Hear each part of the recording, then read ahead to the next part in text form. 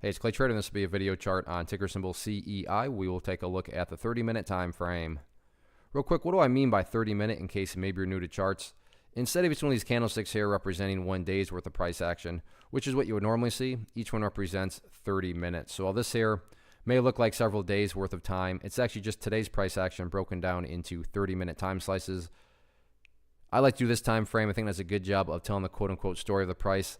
And essentially, in this case, makes summarizing the chart quite straightforward in terms of price action. So if you were to say, Clay, summarize this for me, I mean, it's essentially has turned out to be a pump and dump.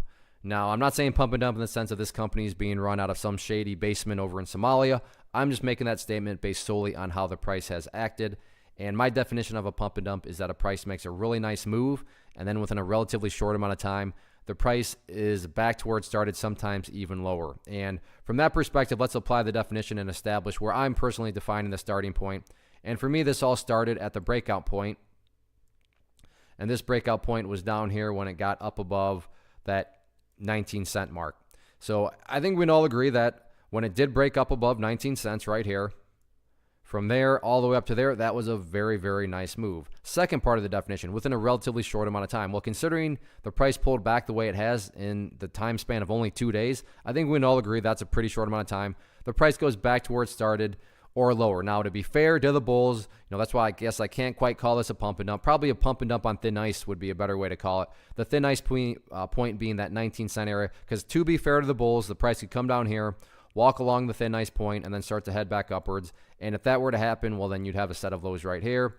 You'd have this set of lows down there. If you picture each of these as stair steps, well, hey, now you have overall stair steps heading in the upwards direction. However, if the price, and this is where it seems things are headed, there's no guarantee, so I could certainly be wrong, but if the price were to come down here, walk along that thin ice, and then break through it and continue to separate to the downside, well, at that point in time, that would literally be putting the price right back inside of that range that it just broke out of. And I'm not trying to insult your intelligence, but I think we can all agree that price movements with genuine power are not going to go back to where they were. They're going to make progress forward. And quote unquote back to where the price was is where that thin ice point comes into play at 19 cents. So we'll see what happens with it. If you haven't connected those dots, 19 cents, a very, very important level of support going into tomorrow. But yeah, things are looking pretty shaky. But like I said, to give credit to the bulls, and to be fair to them, maybe they can build a higher base. We shall see.